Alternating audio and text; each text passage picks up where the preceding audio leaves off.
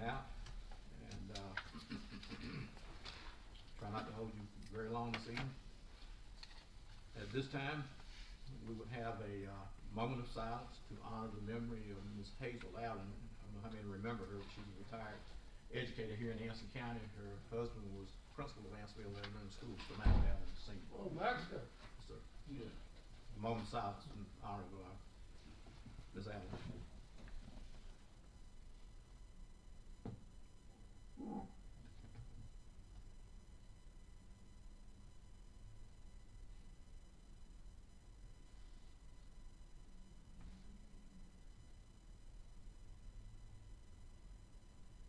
Thank you. Okay, first item of business is the approval of the agenda. So moved. Okay, we've got a motion and a second, but first of all, does anyone have anything to add as far as commissioner concerns, petitions, announcements, and comments? I have one item. I'll just go ahead and put it out there, and I think Mr. Ponder's going to talk about this, but I think it's something I'm going to recommend for him and Ms. Berry, is that going forward is that we get a monthly update on the fund balance, and I'm thinking, and Ms. Berry, correct me if I'm wrong, it should fall in this sequence. We would have the total fund balance less whatever's restricted, what's been committed to be spent on something. Like right now, we got the $5 million for the new middle school. And when you take that away from the total, then that gives us our available fund balance. If that makes sense to everybody. So if we can get that, I'd say every month, or at least every other month, so we'll know exactly what we're looking at when we're talking about doing something. Yes, sir. Anyone else have anything for commissioner concerns? I was going to ask about the tax valuation for Ansonville for the tax year 2020. I think maybe there's some confusion about 2021, but from what I understand, they still need the tax year information for 2020 for the property valuation for Ansonville, the town. So just if you could check into that. And I was going to talk when we get to the concern part about the water bills and the recommendation from the engineer study. So water bills? Just the future of the water bill. And the engineering recommendation? Yeah.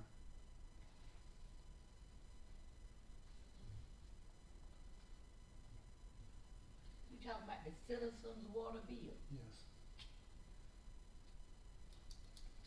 Mr. Chairman, I think this is on the agenda, but I'd like to get an update from the county manager on demolishing the old McClendon funeral home and the dangerous building at Dora and Salisbury Street.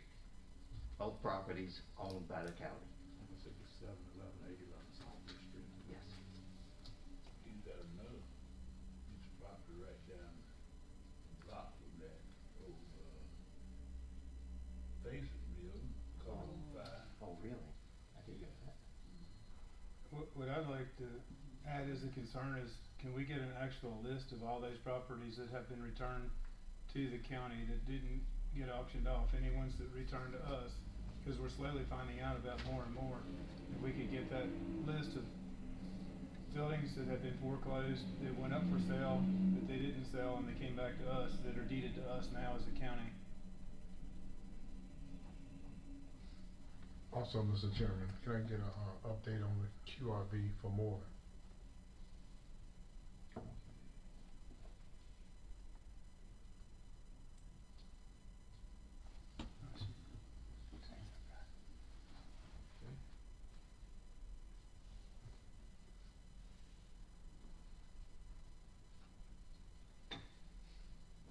Okay, anyone else? Mr. Chairman, I make a motion that we approve the agenda with the noted changes. Second. We have a motion from Commissioner Gatewood, seconded by Commissioner Mims, to approve the agenda with the additions. Mr. Smith and I have heard that about 400 or 500 times, and we still jump the gun, didn't we, Harold? All right, all in favor, let it be known by saying aye. Aye. Opposed, like sign. Hearing none, it is unanimous. The agenda is approved with the additions. Okay. In accordance with the State Government Ethics Act, General Statute 138A, it is the duty of every board member to avoid both conflicts of interest and appearances of conflict. Does any board member have any known conflict of interest or appearance of conflict with respect to any matter coming before the board? If so, please identify the conflict and refrain from any undue participation in the particular matter involved. Anyone have any conflicts with anything that's come before us tonight? Okay, hearing none, we're good to go. Under the consent agenda, I want to make note of one thing, that there's been a change under item 2E, the budget amendment for LIEAP funding. The second one-time supplement, the amount has actually increased. The amount that we'll be approving tonight is $450,303, and it's a little over 11,000 additional fund that's come in for this. So just want to make sure everybody's aware of that. What was the total again? It's $450,303. Those people need it, but that's because it's inflation. Okay, with that noted change, we'll need to approve the consent agenda. I make a motion we approve the consent agenda with on line item E, change the amount to $450,303. Second. Motion from Commissioner Mims, seconded by Commissioner Gatewood to approve the consent agenda with the change in the LEIP funding to $450,303. Any further discussion? All in favor, let me know by saying aye. Aye. Opposed, like sign. Motion carries. It's approved unanimously. Okay, public addresses to the board. We have two people signed up. We have, well, actually one of them is down here as an appearance. So we have Mr. James Spencer. Yes, sir.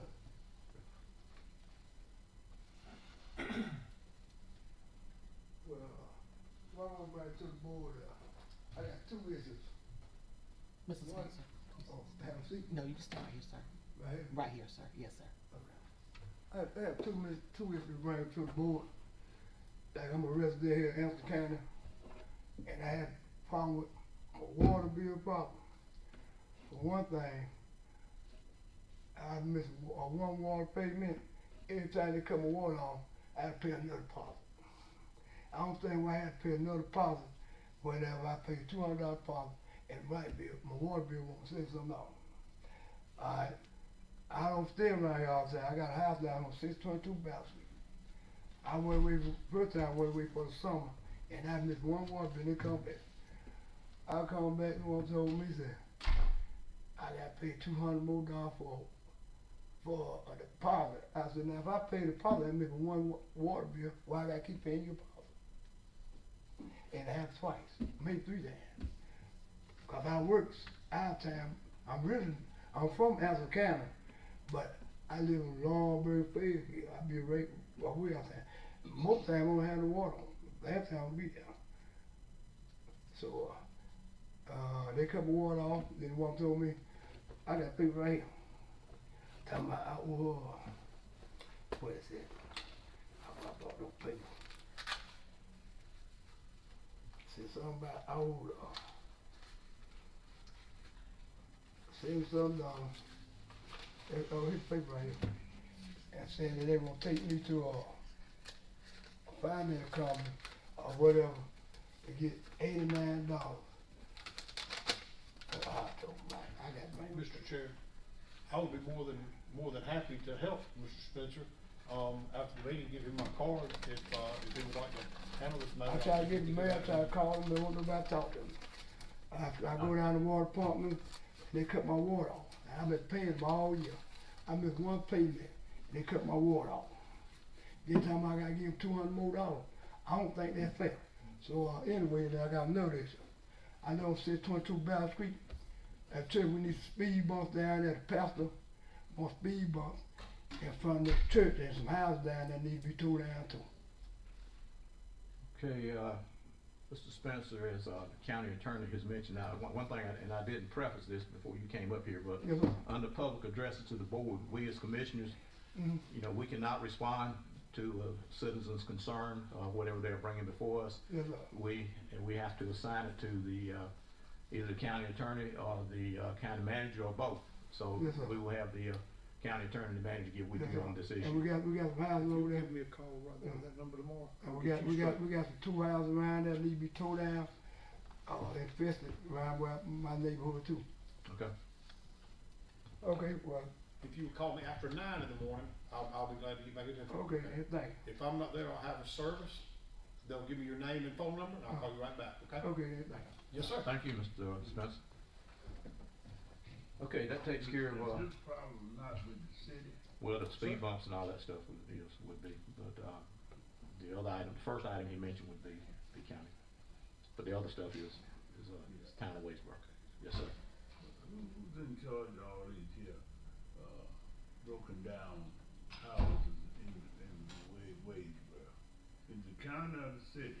The town of Wadsboro, and actually, I They wanna think it's belong been to a couple of somebody. years, ago, they had a plan in place where they would, and they actually, well, it might be farther back, they actually started demolishing some of them, but I don't know, one thing I remember that they were talking about is the cost is to tear something down.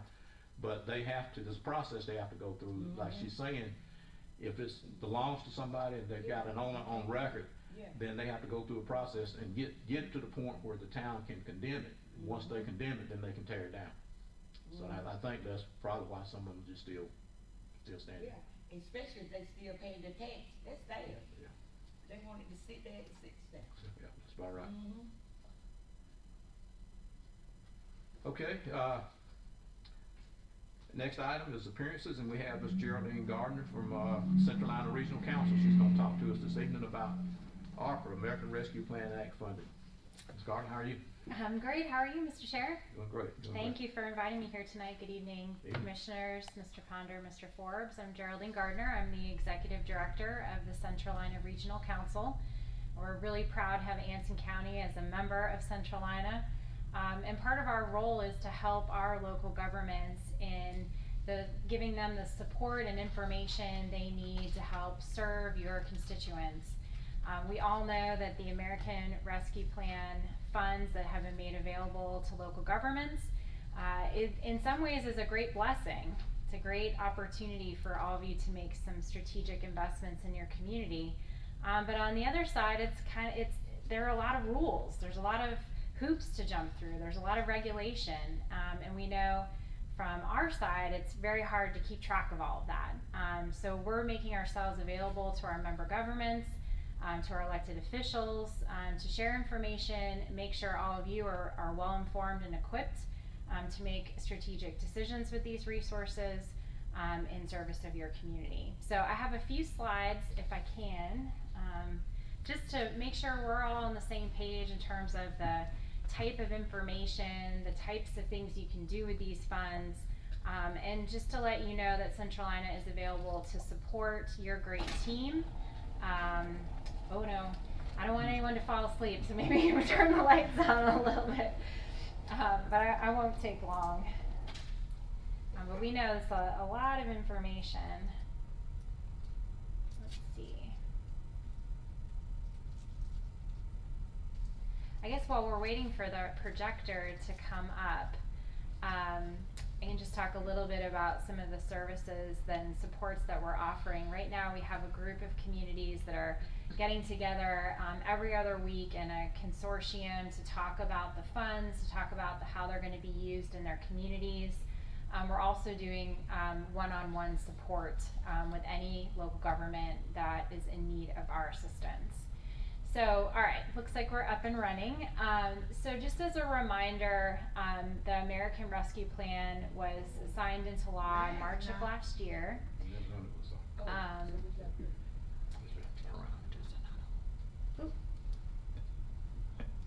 And the purpose of the law is to help local, state and local governments respond to and recover from the pandemic. And you can see some of the uses there that were in the original legislation. Infrastructure, premium pay for eligible workers, and to help offset any revenue lost.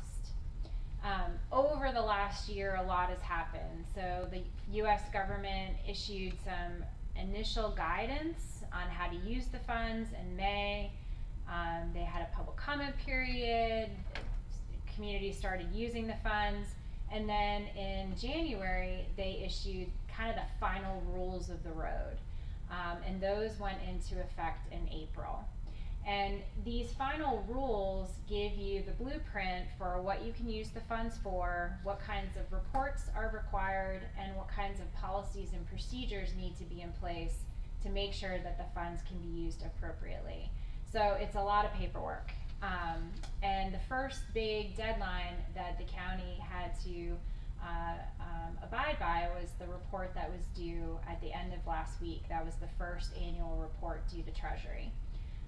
So this is, there's, like I said, a lot of paperwork, a lot of hoops to jump through. And the first real kind of decision point is what you're going to spend the money on.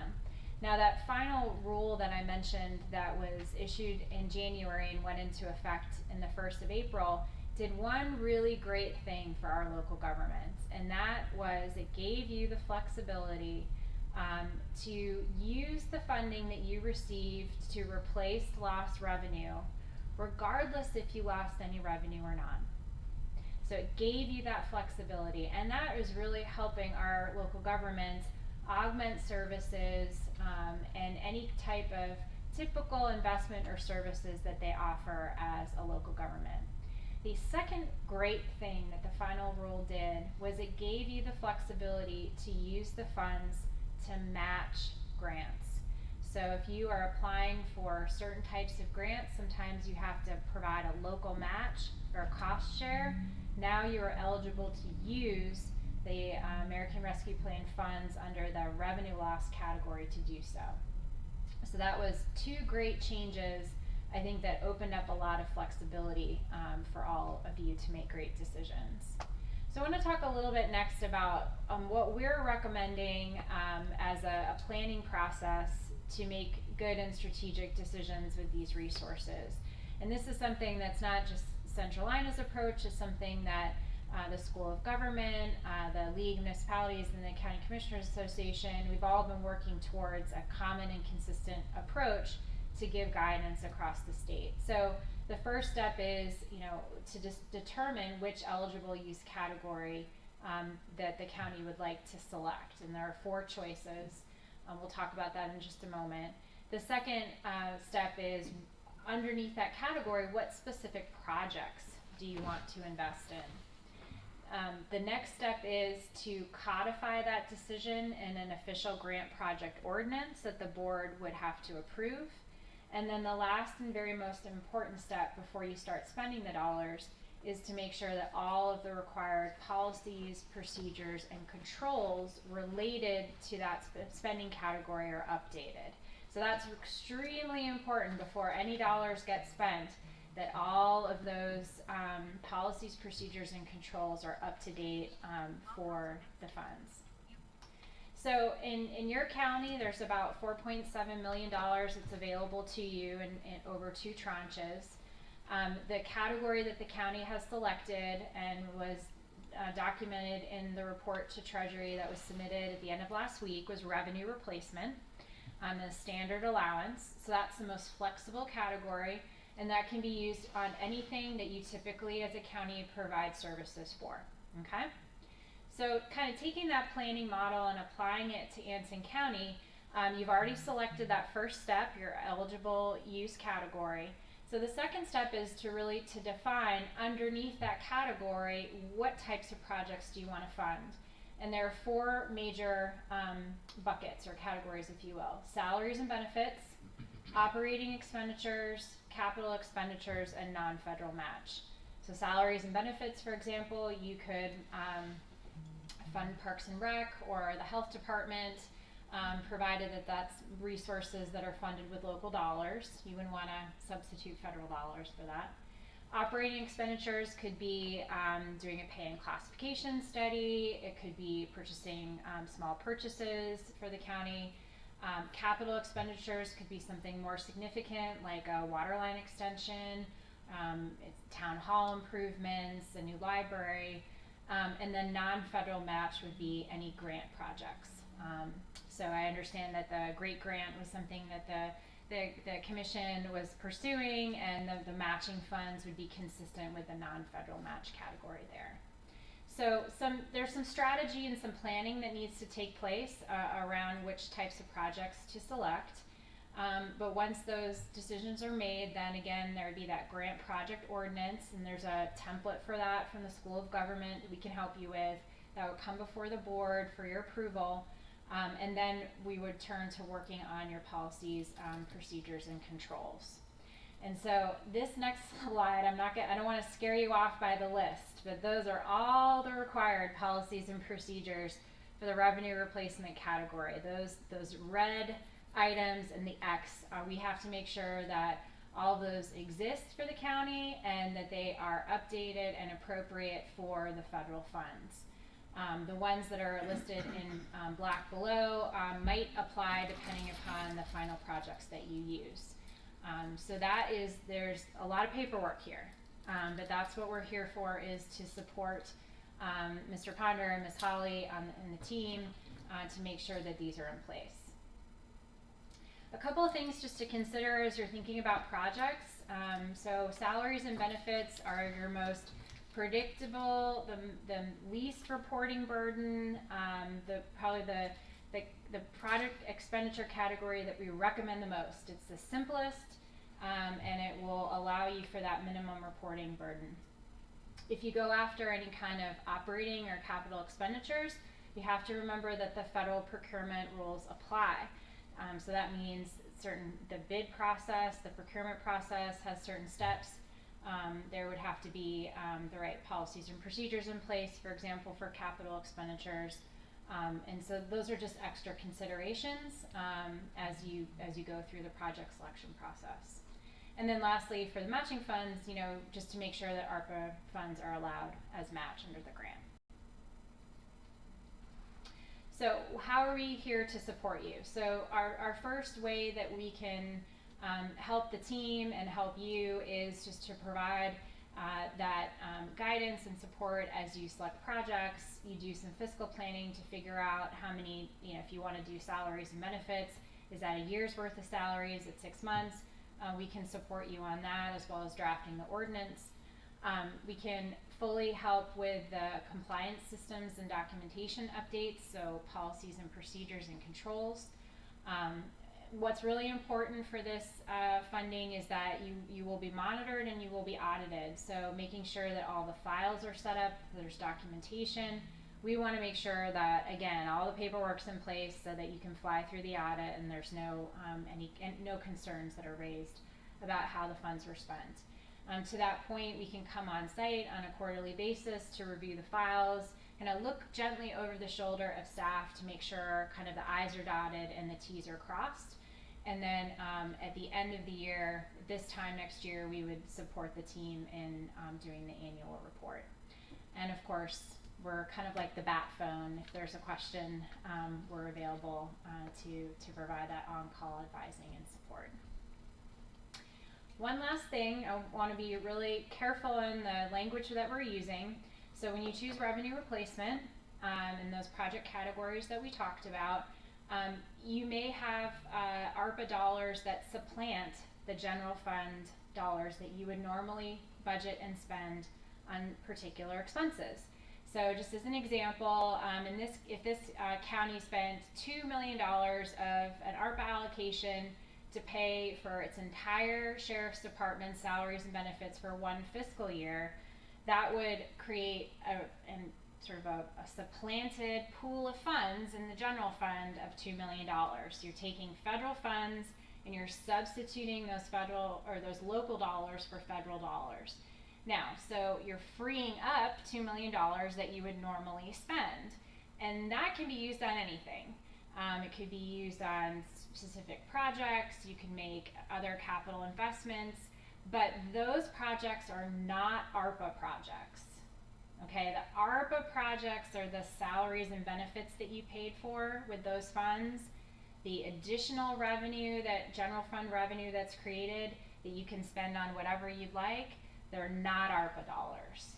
Okay, so we're really trying to help communities distinguish between these two pots of funds so that it's clear to the public and it's clear in your reporting to the federal government. Okay? And there's lots of creativity, so there's get the ARPA spending plan done first, and then you can have a separate conversation about what you can use with the other $4.7 million. All right, I know that was a lot of information, and it's kind of confusing sometimes, so let me just see if there's any questions about ARPA funding, about our recommended process, and how we can support the county. Any questions? I have a brief clarification question. Yes, sir. And I hear that if this money is for loss of funds, but you get it, whether you lost it or not. Yes, sir. Typical government, huh? Yes. Ms. Gardner, Mm-hmm. I have one question just for my own clarification. You know, $4.7 million sounds like a lot of money. In a county like ours, is not nearly enough. Indeed. Is there a process for requesting additional funds? Not for the U.S. government, no. But what I can say is that's where you have the ability to use these funds to match other grant dollars coming into your community. So that could be transportation dollars, it could be community development dollars. That's where you could use these resources to bring additional funds into the county. All right, thank Yeah. you. And that's something we can help you with as well, just in terms of available grants that might be out there and across a whole range of topics. If we redistribute the fund, say to the sheriff's office, to free up the money for whatever we want to spend it on, being creative, I guess we would just want to do that even if we weren't sure that we did, because that gives us flexibility for down the road, right? Absolutely, yes. Yeah. So you have until December 31st, 2024 to make sure all the funds are obligated. So you have a little bit of time to play with, and certainly if you do major construction projects, you have a little bit more time that they're giving you. But that's why we're recommending that as you're going through your budgeting process to think about how you might want to use these funds and do that planning at the same time. Because then for future matching funds for grants that we're not even aware of yet, so. You have that little kitty, it's kind of like your slush fund in a lot of ways, right? Sounds good. Commissioner Bricken mentioned about if we were to give it to the sheriff. If we were to give it to him, can we specify where it would go? Say for instance, we need SRO officers at every school. We really need SRO officers at every school. Can we tell him we're giving you this money, but it is to put officers at the schools? Yes, I mean that would be part of your project budget ordinance is where you'd make those specifications. One thing to keep in mind though, if there isn't already existing SRO officers, those would be new hires, so you wouldn't create your kitty, right? You'd be using those funds to hire new people. We have them, but they had to take them away from the school and put them back on the road. Yep, there you go. So we have them with that position, but we had to take them away from the schools and put them back on the road. I think the key to that would be if they were taken from the schools and put back on the road because of the number of deputies he has, and he doesn't have enough to cover the schools as SRO officers, then it falls back into the capital role Ms. Garner's talking about. New hire. Yeah, new hire. Yeah. Now, if and I think that would probably be the reason he did that, but I don't know that. That's what we have to determine, to be able to stay in compliance, and that's the other thing with these funds, and as you mentioned, policies and procedures and all those types of things that we really have to do first before we actually start spending this money. We gotta have these things in place, and I think, Ms. Berry and I met with Ms. Gardner last week, and, there was a lot of ins and outs to this thing, and, also, Mr. Ponder has had discussions with us, so I think we need to look at getting these things in place to make sure that we've got the reporting, we've got policies and procedures to administer it, and that we can follow the guidelines that's outlined in this funding. And we definitely need that, and I think with what our staff's under right now, we're gonna need Central Iowa's help, in my opinion, so. A lot of paperwork. It's a lot of paperwork, there's a lot of things that we have to get in place that, as we know right now, unless we find them, we don't have them. I don't know if Mr. Ponder, Ms. Berry can add anything to that or not, but, that's one thing I see as a real issue. But for clarity, we wouldn't assume any more authority over the decision-making with the sheriff department by giving him ARPA money than we would if we gave him the money that he would have gotten anyway. Correct. So- Yeah, it's however your budgeting normally works, Okay. in that situation. Mhm. So it doesn't increase, any authority or input, just be the same as it's always been. Correct, yeah. In other words, whenever we replace the, money in a department's budget, whatever that budget was set up for, that's what they can do with it to start with. And, unless we told them up front what that budgeted money was for, we can't do anything because we're replacing that budget money with ARPA money. But we can make suggestions, I guess, go ahead. Mr. Chairman, if I might add, I'm gonna go into more detail about the Okay. ARPA funds in the budget presentation. Okay. But I think nothing is finalized there. We've kind of lumped it there in the short term because if I remember correctly, these roles were just finalized like 3 weeks ago. It's a moving target, and Yeah. it feels like every day there's a new, new Right. piece of information. So I've kind of had some, Okay. this board has set out specifically, they want to spend ARPA funds on certain projects, and I put some money into that pot. But I think at the end of the day, once things begin to shake out, we may find it easier to use these funds in other areas to avoid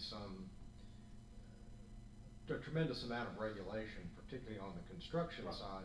It would still be the same amount of money, but we may want to move salaries into the ARPA funds and then move these other projects out and use Right. county funds on them. And it's gonna be kind of a fluid, once we get the policies in place, even after that, I think you may have some fluidity based on what flexibility you're looking for. Right. To move these things around as needed to kind of maximize your money and minimize your aggravation. Okay. Yes, that's a great phrase, and you can amend your, budget ordinance at any time. Anytime, right. And I just really, very quickly, Mr. Chairman, I just wanted to recognize my colleague Christina Danis, who's with me tonight. She's our, you can't see you behind there. Hello. All right, hello. Christina's See you. our Assistant Director for Community Economic Development. She is our paperwork guru.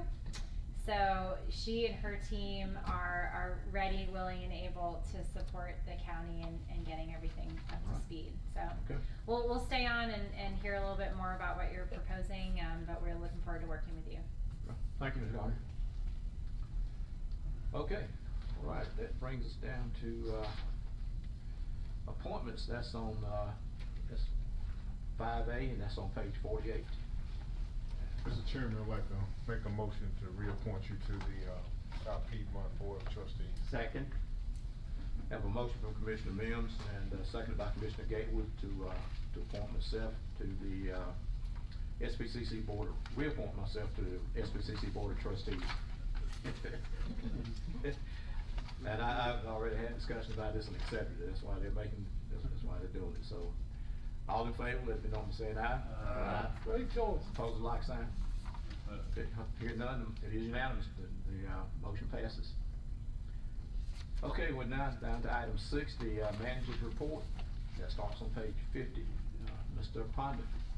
Thank you, Mr. Chairman. Cover a couple things. First of all is the Employee of the Quarter Selection Committee. I'd like to congratulate Diane Edwards of the Register of Deeds, Tina Johnson of DSS, and Robert Washington of ACTS being selected by the Employee of Quarter Selection Committee as the employees of the quarter. I want to appreciate not only them, but the work that the committee does in going through this selection process.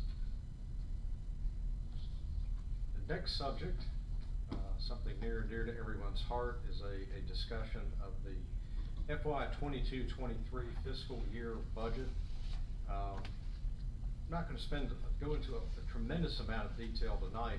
I'd like to talk to you in general terms about kind of what we're looking at and where we're heading on the budget. To be clear, the formal presentation of the budget will occur June 7th. At that point, there'll be a presentation and public hearing. And it's my understanding after that, hopefully the final meeting on the budget will be June 21st, where you'd have the continued discussion of the budget, continuation of the hearing, and hopefully the adoption of the budget. What makes the discussion tonight of the budget important is that, as you all know, we are under some guidance from the Local Government Commission to provide them with financial data throughout the year. We've been updating them every other month on our year-to-date expenditures. We've been keeping them abreast of that, answering questions. But probably the more critical thing in that discussion with the LGC is that we have to provide them with a draft budget by, I believe it's May 16th, May 13th, somewhere in that range, before your next meeting and before the presentation. So before I proceed with that, I'd like to kind of update you on where we're at and get your feedback on what you'd like to see in the draft budget. So I'm go through it fairly quickly, talk about kind of what's in the budget, what's out, where we stand, and then seek your opinion on what things need to be included or cut out. Over the last month, most of my time, probably 90% of my time, has been spent meeting with departments on their budget. I want to thank them for their hard work. I can say there was nothing unreasonable in any of the requests from any of the budgets. I think the department directors understood kind of the situation we're in. So I listened to that. I made some minor cuts along the way, but nothing dramatic. But I want to thank all of them for being reasonable. I want to thank Ms. Berry, the finance director, and Ms. Ingram, the HR director, for their help, particularly with a lot of the salary information and positions being new to this post. It saved me a lot of time having them close by. In particular, I want to thank Ms. Berry, the finance director, and her staff. This is the first time in my lengthy career that I've ever been working in 3 different budgets. Usually you're working in 2 budgets. You're getting ready for an audit, you're getting ready for a new budget. But in this case, we're working with last year's budget, this year's budget, and next year's budget, and juggling all of those at the same time. And again, it certainly wouldn't be possible without Ms. Berry and her staff. What I've handed out to everyone, and it's basically a lot of information. I'll go through it quickly, but a lot of it is I just wanted to provide it to you so that you have the kind of the nuts and bolts to look at and review, not just for now, but as we go through this process, because a lot of what you're going to be seeing is basically an expansion of this information. I'm going to spend a lot of time tonight talking about the general fund. The other funds are important, but I think the most, from what I understand in speaking with the LGC, what they're going to be looking at is the fund balances associated with the funds, making sure everything balances back and forth, fund balance usage. And so what we tried to get to, and what you see before you, is what we thought the one you wanted to see in some detail, but not certainly of a line item detail, and what the LGC is going to want to see as well. We're probably providing them with more detail. They're going to want to see the line items. But at this point, it's kind of speculative on what response we're going to get from them, although we've had some pretty positive discussions with them. What you see is basically what I call a continuation budget. It's basically a continuation of the services we've been providing all along.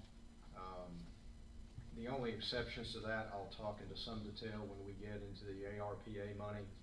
There's some kind of new things there, but those are one-time expenditures that I think are necessary. So basically, we're continuing on what we've been doing. If you turn to the second page of the handout here, what I've tried to show you is the current year budget, that was adopted back in June of last year. The budget as it's been amended, and then the draft budget, and then show you the percentage increase from what was adopted and what the draft is. What stands out in my mind is the amendments that have been made to the budget during the current year. I've heard several of you comment the last few meetings about the number of budget amendments we've had to do, and if my numbers are correct, we've added a little over $2.2 million out of fund balance to balance the budget through the year. So the number for fund balance that would use the original 1.4 million is now 3.7. And you've had to make those adjustments for a variety of reasons, and I'll go into some detail of that in a moment. But kind of talk about what drove the budget to where we are now and what's going to drive the budget into the future. One of the things that came up at the end of last week that we discussed is this encumbrance for commitment that was made to the school system. If you look at the draft budget, the total number on that is $39,664,291. That's a little distorted because we had to place that school commitment in there. If you control for that, the budget is $34,887,518, or the draft budget.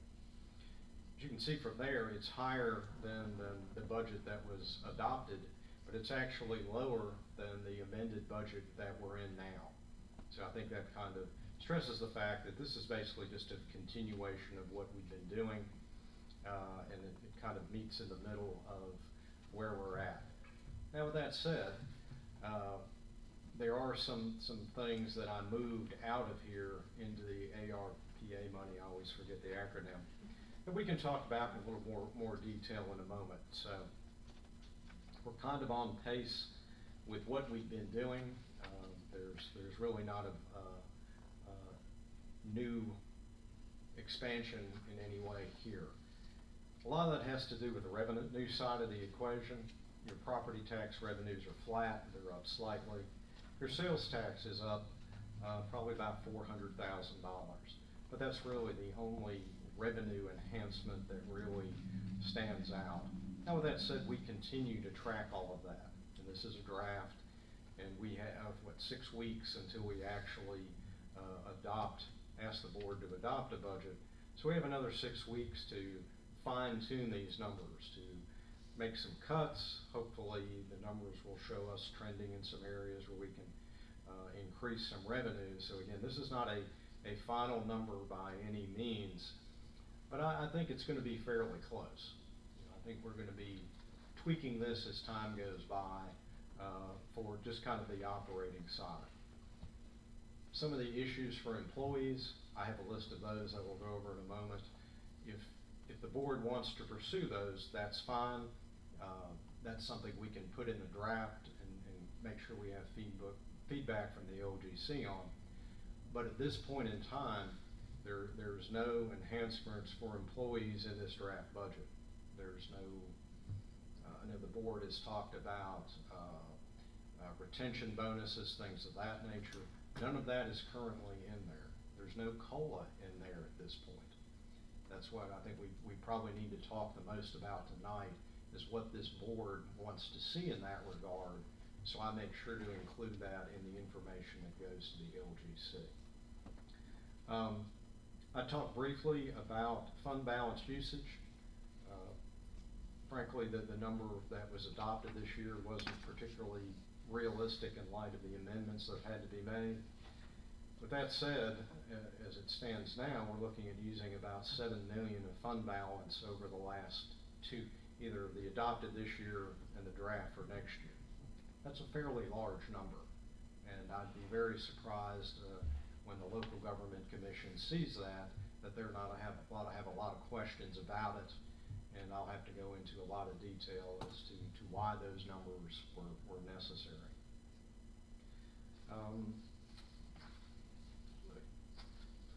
If I could, I'll discuss particularly the water and wastewater fund in light of kind of the ARPA funds. If I could touch on those while we're here. If you look at water and sewer, it's actually down from the current year. That's somewhat a distortion because I've, at least in a draft form, have moved about $1.8 million of water and sewer capital projects there.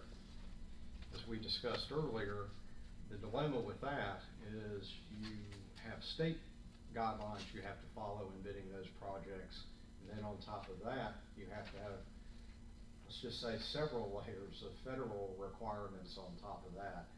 So that may be something that kind of gets washed away when we begin looking at perhaps using salary instead of capital in these ARPA funds in the next few weeks. So that's kind of the big number that's impacting the water and sewer fund.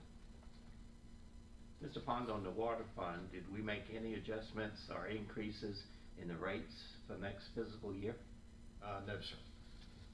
All right, thank you. I was gonna discuss a little bit of that when we get to the commissioner concern part. Okay. If I could, I skipped over to the ARP sheet just to talk about water and sewer. One of the more detailed bits of information in here is fund balance appropriation. If you have a moment, I'd like to kind of talk about, these are what I call the drivers, what drove us from 1.4 million in fund balance usage to 3.7, and then what drove us to the draft budget. I won't touch on all these because there, as you all know, you did a lot of budget amendments throughout this year. But the high points of what got us here is the purchase of the PD building, which for the general fund portion of that was about $287,000. In my view, I know that was a lot of money, but in my view, that was an investment. You invested that money, you didn't spend it because you really need that facility, and you'll put it to good use for probably 4 or 5 decades. So I think that type of adjustment, you were very fortunate. That kind of came out of nowhere, and you took advantage of it. There's also a mid-year COLA of 3.4%. That was about $213,000. I don't know a lot of the detail about it because I've only been here a few weeks, but there was a redistribution of sales tax money to the tune of about $750,000. It's my understanding that an article of sales tax was distributed, I believe, between EDC, the schools, and the community college. I think that was readjusted throughout this year and gotten back on I guess a prescribed path of the way the board wants to see those monies distributed. You also had a large increase finance in terms of the financial side of the equation. I think there was additional finance brought on board because of some of the reporting issues. We've also contracted for help. As a matter of fact, I believe we're gonna have a couple of accountants in tomorrow to help us with some bank reconciliations. So those costs are continuing in an effort to get us into compliance with some of the things the LGC would like us to do. That kind of brings us to where we're at in the current amended budget. Going into next year for the draft budget, of course, the big driver in that is the 4.7 million encumbrance for the commitment to the school system. But in addition to that, you have some other large chunks of money. The full impact of that 3.4% COLA for the general fund impacts to about $470,000. The reallocation of those sales tax money is about $400,000. Some adjustments on investments, which we felt were inflated, were reduced. There's an increase on the retirement side of the equation, and probably one of the bigger issues is group insurance. We're estimating that increase to be about $400,000, which is a very large increase. Also, we've allocated about $60,000 more in fuel for the next year. I don't know that anybody knows where we'll end up on that, but we felt that adjustment was necessary. Again, it's our hope in the next 6 weeks, perhaps the trending will push that in a more positive direction. But we felt a need to make that increase. So those are kind of the drivers from July 1 till now, and then for the draft budget, at least as I see it right now. If I could talk a little bit about the ARPA funding.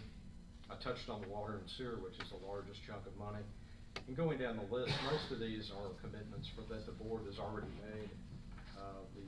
The commitment to the AX, the new building for AX, $484,000. The great grant match, $250,000. We've allocated in here the demolition of those two buildings, which I think we need to talk about in more detail. The sewer extension on Highway 74, which was $663,000. Those came from the board.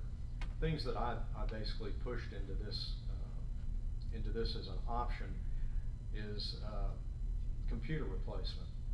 It surprised me how many computers we have that are over 5 years of age. I budgeted about $280,000 here so that we get on a schedule of replacing our computers every 5 years. So basically, any computer over 5 years, I've budgeted to have that replaced in the next year. I've also recommended a salary and staffing study. It's about $70,000. When I first came here, several of you spoke with me about concerns about employee salaries, spanning a spectrum, entry-level salaries, department directors, in particular compression issues you had. I looked at these in conjunction with staff in the hopes that there could be some Band-Aid approach to this. It's something I spoke with at every department budget meeting. I spoke with every department director, and I think there's a consensus of opinion that they felt it would be good to bring someone in from the outside without any bias here and make some objective recommendations on how to address compression issues, where starting salary should be, adjustments for all employees. I know that may be that's always a touchy subject when you bring someone in from the outside to look at that. As I understand it, there was a study done maybe 12 or 14 years ago that was frankly not implemented.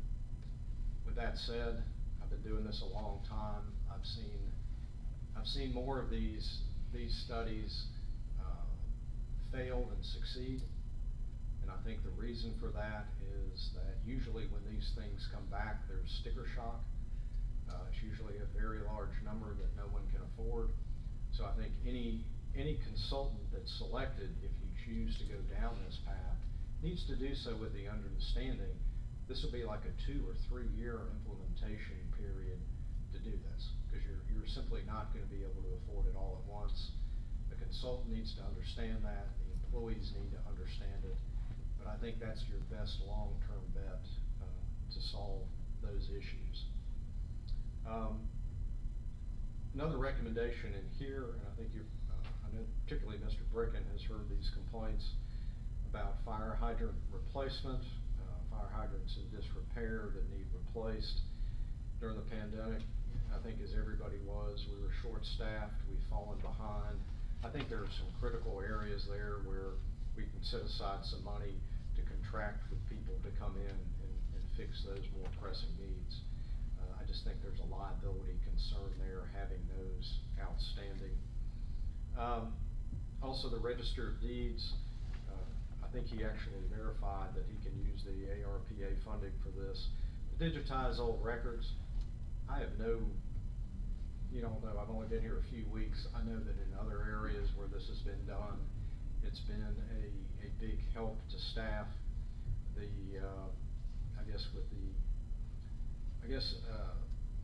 Interest in genealogy over the last 25, 35 years, there's been a lot of interest in old records. Unfortunately, those things take a lot of staff time when people come in off the street, and having that digitized, having it on the computer really is going to save your staff time from having to work through that. In the last item that I have here, and frankly it was just a mechanism to push money out of the general fund as a funding mechanism, with certain small capital projects, what I would call recurring capital. There are just a lot of things in the organization that need repaired. HVAC systems, chillers, the jail needs the generator replaced. There's just a lengthy list here of things that just need to be done before things fall into disrepair. And and the total on that is $267,010.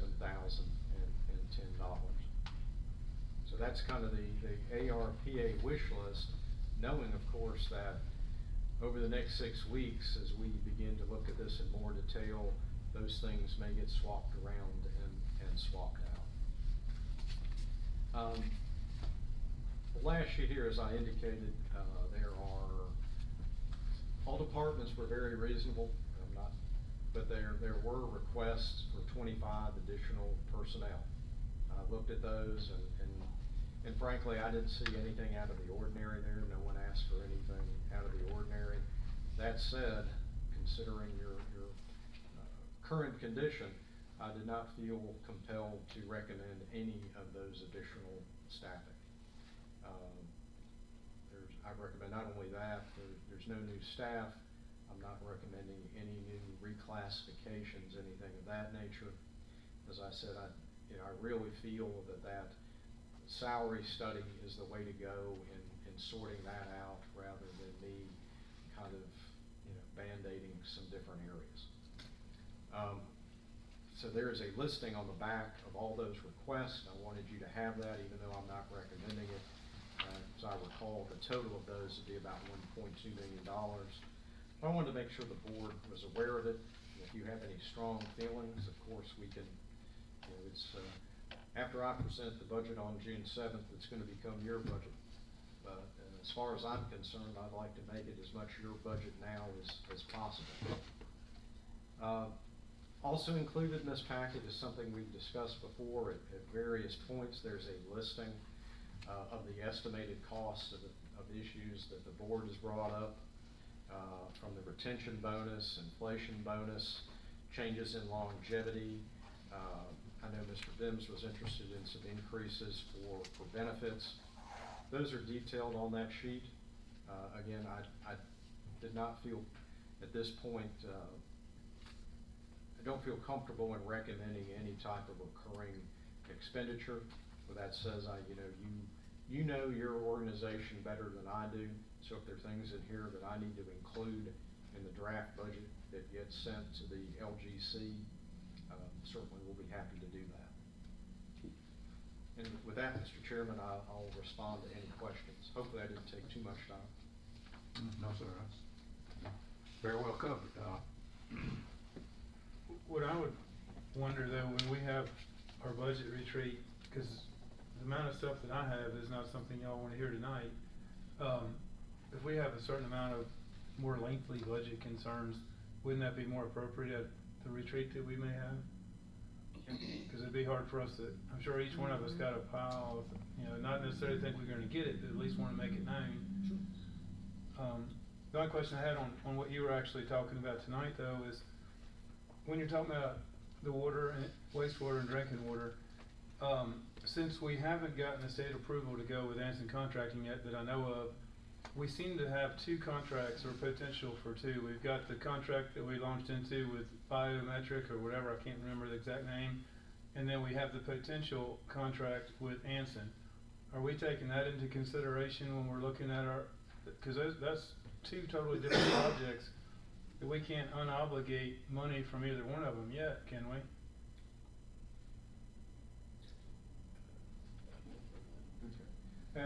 To address part of that, it is my hope that the state is going to authorize the use of ACI in the next couple of weeks. Yes. I think that's going to happen. I know that everybody is trying to bring close. That's what I feel is going to happen, and that's the course we're on. With that said, I think there are 2 issues that we're looking at. We're looking for the state to first of all approve ACI so we can move forward with the project.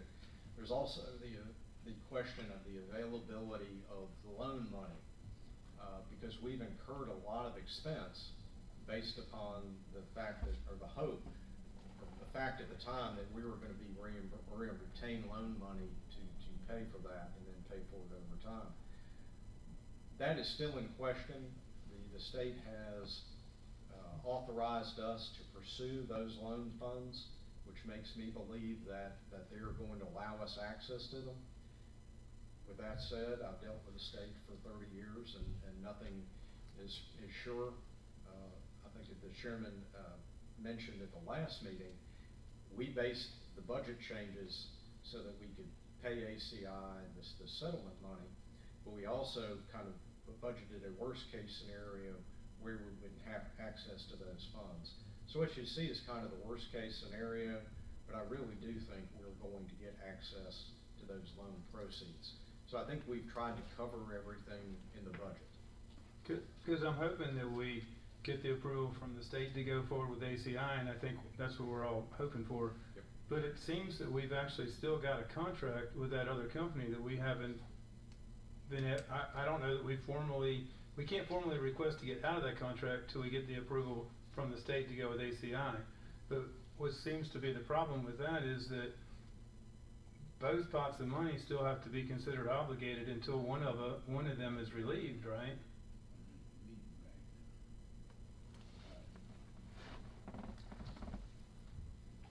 I believe, just, and you can correct me if I'm wrong, but from what I remember, once we get to the point that you're talking about, we would have to determine with biometrics what, if anything, they would expect us to pay to get out of that contract.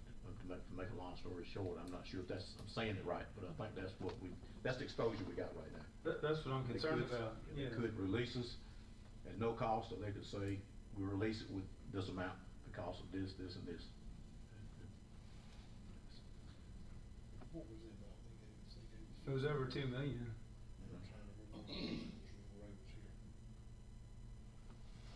I'll have to get the specifics of the number. Yeah. But there's money budgeted to pay the settlement and a money budgeted to move forward with the project. Regardless of who's doing the project, again, we think that'll be ACI. I don't know that the other contractor issue of what they may be pursuing is, but I'll have to check on that. Okay, all right, thank you. I think at this time, not having enough information to discuss it, we just need to, it sounds like we need to Be come aware back of with some it. type of retreat anyway, so we just, get the information when we get back together. So now we're going on to the chairman's report. If there's any more, You did real good. I was gonna say, are there any more questions as far as the? I have No, one. we finished. Commissioner Williams? On here, I'm gonna be through. on the department budget request, on EMS, the paramedic, he puts in for 8 full-time positions of staff for QRV. We only voted on the, QRV for Morgan, so we definitely gotta have that staff and whatever staff he needs to cover that truck that he's gonna put in Morgan. My understanding, they already ordered the truck, that's why I was asking for the status. But far as for the people, I guess that, if it's not been put in the budget, we definitely going to have that in the budget. Okay. Commissioner Mims, it's my understanding, I'm not sure if the truck is in or not. When I got here, I think it was kind of in motion. I think it would require additional staffing, but I will check with Mr. Diggs to see specifically how much staffing is implemented. If the board wishes, we'll put that staffing in there to make sure that is functional. Thank you. What else? Well, during our budget retreat, I just want to make note of this. I will be advocating for at least a 2.5% cost of living increase for our employees, both full and part-time. I'm in favor of that too, with the cost of living going up like it is. We need to do at least something. Dr. Sims, I'd like to do 5, but given the budget constraints that we have, I think starting out with 2.5% is certainly warranted. I'm aboard with that, and I think that's something we definitely need to look at. I think, I don't believe we'd be doing our duty if we move forward without something for our employees. Actually, what we'll be doing is cutting people's salary if we don't do something. Right, yeah. Okay. All right. Thank you, Mr. Ponder. And if there are no further questions, then the only 2 things that I've got is, first of all, just a reminder that we have the required training by the LGC on May the 24th from 2 to 5 p.m. and it's at Central Island in Charlotte. So make sure we're there, because that's one of the things the LGC is requiring that we do. And then the other thing is the high school graduation is coming up on May 31st, And, refreshments at 7 to 7:30, line up at 7:45, and the graduation ceremony begins at 8. So anybody that's planning on being there, please let our clerk know as soon as possible so she can pass along a head count from the Board of Commissioners to the school system. Okay, commissioner concerns, petitions, announcements, and comments. And I think we've already talked about the fund balance. And Mr. Ponder, right now, could you give us a breakdown of the fund balance as it's outlined, the total, the restricted, and the available? As of right now, could Ms. Berry? The fund balance number, I think I'm not sure, I sent out an update on that earlier. Putting a number on fund balance, because really the number you're talking about is undesignated fund balance. I think as I detailed in there, got my email, but anyway, the last audited fund balance, undesignated fund balance number that we had was, thank you, was a little over $15 million. $15,276,450, which the auditor referred to as remaining fund balance, which is the number that you have that after calculating the designations you have for fund balance. In essence, the money you have available to, one, for cash flow reasons, and to pursue things such as you did this year with your new facility. That $15 million number took a hit when we found out last week that, in essence, the encumbrance had not been made for the $5 million to the school. So instead of $15 million available, we had 10. Right. So we've had communications with the auditor about what's the best way to estimate that number, and the advice from our auditor was to keep, I shouldn't say, resist the need to put in a number on the undesignated fund balance figure until we get our old bank statements reconciled. Just to bring the board up to date on that, when Ms. Berry came on board, I guess about a month before I did, bank reconciliations had not been done since June of 2020. Right. We've made a lot of progress on that, but we are not up to date yet. That's one of the reasons we've contracted with an accounting firm to bring people in to get that done. And so as soon as we get those bank reconciliations done, which hopefully will be in the near future, we will be in a position to estimate some type of fund balance number. Okay. All right. Now, with that said, as I said before, the number we looked at the last time, the audited fund balance number you had was $15 million. That turned out to be $5 million less than it should have been. So at this stage of the game, as we're still trying to play catch up on some of your financial reporting issues, we're just very tentative to make a commitment till we get things up to date. Okay. Okay. Now, people won't work. That's what it was. Okay, and that makes perfect sense, Mr. Ponder. And I'm looking at Gmail. So basically, we can't get here until all the reconciliations are done. So we're not looking to be here until sometime in the future. And right now, we don't know when that will be. All we can do is just have an estimated fund balance, as you indicated in your email, based on. Yes, I think that the estimate is what we have to work with. Right, I think the key thing is, we have money in the bank. One of the misconceptions about fund balance, not to drag this out, about why you need it is, the short story is, your fiscal year starts July 1st. You don't get your property tax money until December, so you need cash in the bank to get you through those months. Right, understand. We have money in the bank to get us where we need to get until we can get accurate information. Okay, all right. Thank you.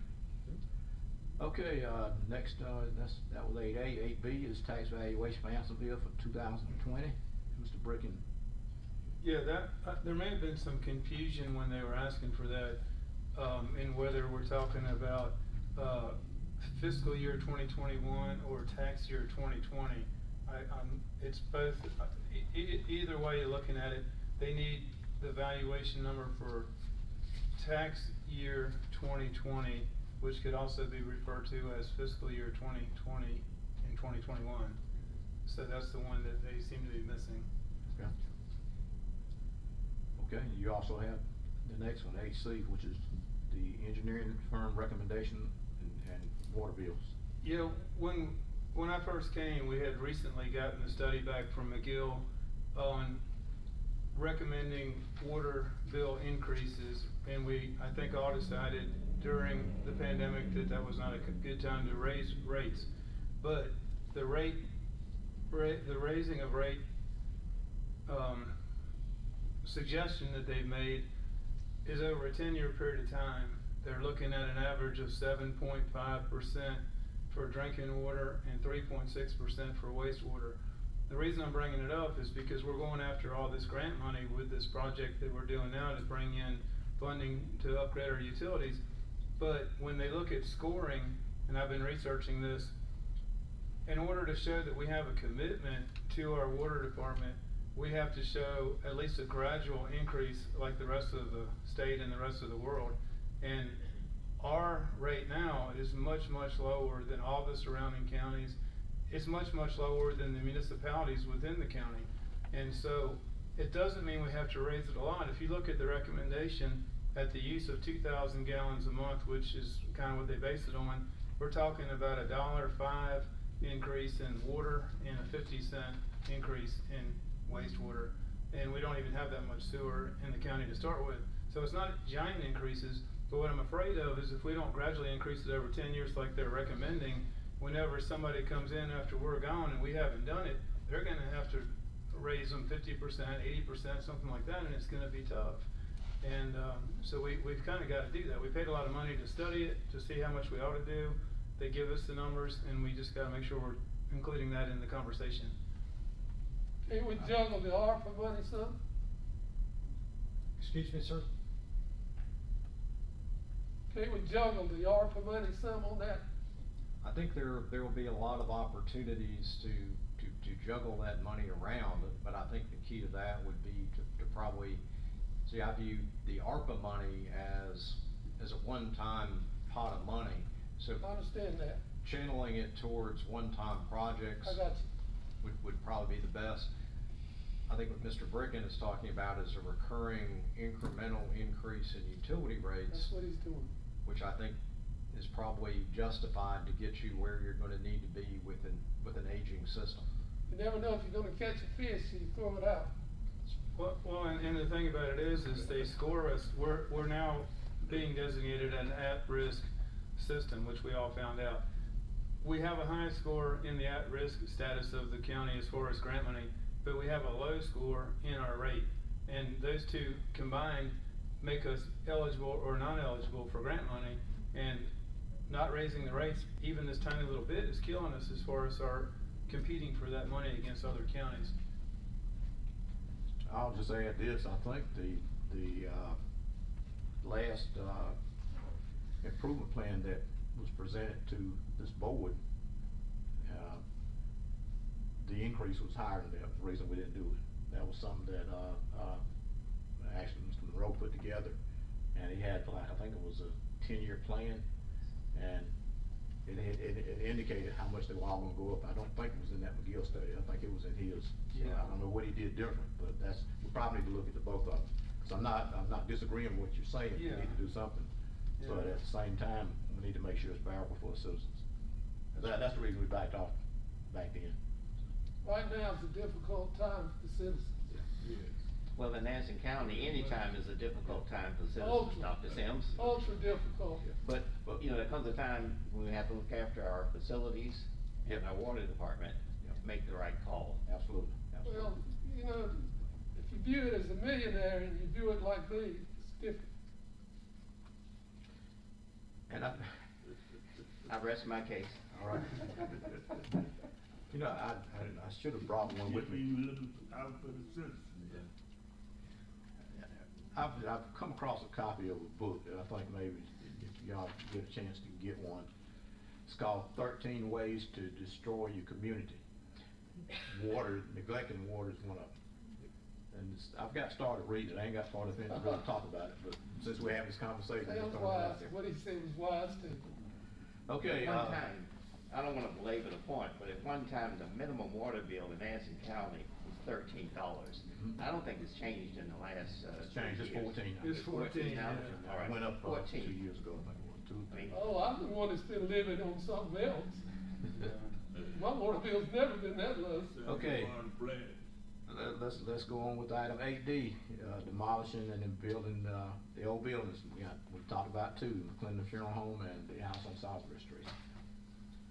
Yes, Mr. Chairman, I think we've received a quote for that demolition and actually the asbestos abatement as well, and that's gonna be about $140,000. You see that in your ARPA. The reality is, Demolition of what's gonna cost that much? it's 901 North Green Street and 711 Salisbury Street. $100-some thousand. A lot of that is the asbestos abatement. Apparently, one of the facilities has asbestos, and it's in a condition where it's dilapidated and dangerous to work on, so that's increased the expense. That was a little higher than I expected, but not a whole lot more than I expected. The issue, and the board indicated they want to use ARPA funds. If that's the case, I think we may be waiting a while before turning loose to do this project, because we may need more bids. We're gonna have to put these policies in place. So if the board wants to proceed immediately with it, we'll have to use local money. But hopefully, the ARPA situation will clarify within the next month. And did any local contractors bid on, We actually just pursued it from D.H. Griffin. Oh, okay, so which is in nobody- Charlotte. I think we got this one bid as quickly as possible. I think we will get other bids, but I think we wanted to get a number in front of the board Okay. as quickly as possible. What's the closing date on the bids? I believe it's 30 days, Okay. but okay, hopefully we'll get some more, maybe somebody local and it won't cost quite as much. But I know anytime you start dealing with it. They may not know about it. We can tell them. Whenever we did we advertise it or we just go after this one? basically we just went out, I asked for a quote so we would know what we were dealing with, so I could put a number in the budget. So we just pursued this one quote. Oh, I see. Could you call Loudsville Town Council, Town Clerk, and ask her who did the buildings for us in Loudsville? Cause I guarantee they didn't pay that. I can do that. Mr. Chairman, I think to be fair, we need to go through the bidding process. That's what I was. Advertise it in the paper, Yeah. Yeah. call people that we know are in this business, Right. and then come back with a recommendation. Tell the Chamber of Commerce. In the meantime, we need to put up some signage in front of these two buildings Uh-huh.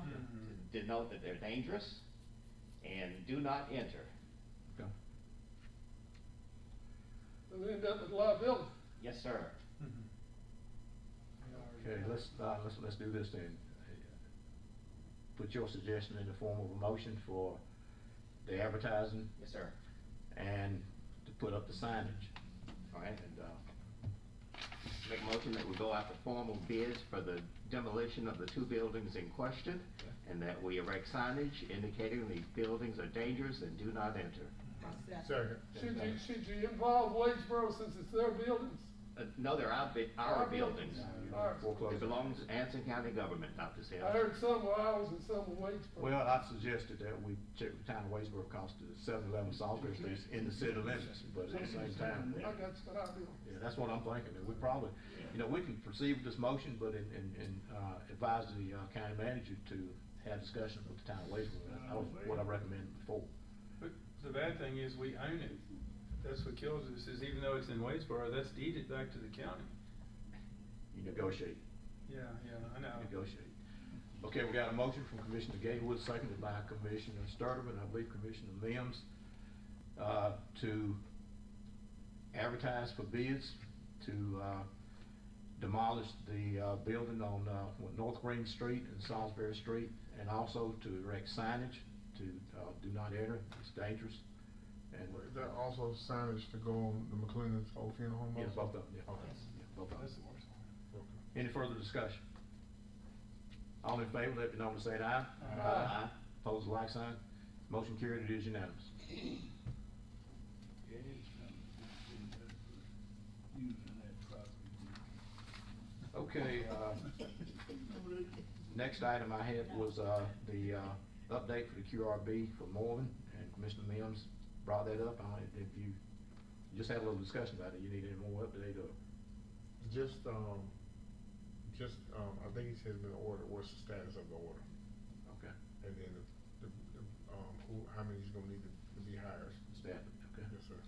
Yes, sir, I need to check with Mr. Diggs, I'll get an update on the vehicle and how many, what's the minimal staffing that we need to put in the budget. Thank you. Okay, I think that brings us to the end of our agenda, and at this point, unless somebody's got something else, we'll entertain a motion. Mr. Did Ponder? you, tell them about the date for the graduation for, South Piedmont? We received an email, remember? And the deadline, I didn't get anything. you didn't get it? No. The deadline was, Okay. April the third. It had like one ticket on it, right? Mhm. Yeah. Mhm. Let's see, I'll tell you what, let me see. So, if you're certain yet, okay, I'll go ahead and mention it, the graduation for South Piedmont Community College is May the 14th, and it starts at 10 a.m. I got a nice invitation, I assume everybody else did. Yeah. Well, we must have The it. packet, it was in our packet. Last month. My daughter Yeah. graduated from Wake Forest. Yeah. Oh, okay. Congratulations. Yes, sir. Wow. Should've sent it to So- Carolina. I guess since it looks like we're late on responding, Ms. Cannon can contact, names like Ms. Hammock at, South Piedmont, and just make sure anybody's going, let her know, let Ms. Cannon know, so she can tell them. Anything else? Not. Mr. Chairman, I'd just like to, once again, thank Mr. Ponder and staff for an excellent summary. It was, You- great job. A lot of work went into this, and it's very clear, so thank you very much. Yes, sir. Job well done.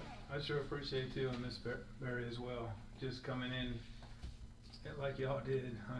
I'm sure it's tough. We appreciate it. That's what women do though. Good thing y'all are out there. All right, at this time, we'll entertain a motion to adjourn, but we may have to call a meeting for, when we get ready to go over the budget in more detail. And that was one of the commissioner briefings, that we need more than one retreat. So, I would like to. So I guess, Mr. Ponder, whatever time that we need to do that, I guess it should be sometime this month, since you're gonna present it to us in June. Ms. Berry, whoever. Ms. Cannon, what were you saying? No, I'm saying, so, you want a date to come back? Is that what we're saying? Nah, what I'm saying, I don't know, we know when we will come back right now. That's the way I see it. So, once that date is determined, I just have to call a special meeting. Well, I almost call the meeting, it'll be a retreat. That's it. Okay, motion, do we get a motion to adjourn? So moved. A motion for Commissioner Gatewood, second by Commissioner Sturtevant, Commissioner Bill. All in favor, let me know by saying aye. Aye.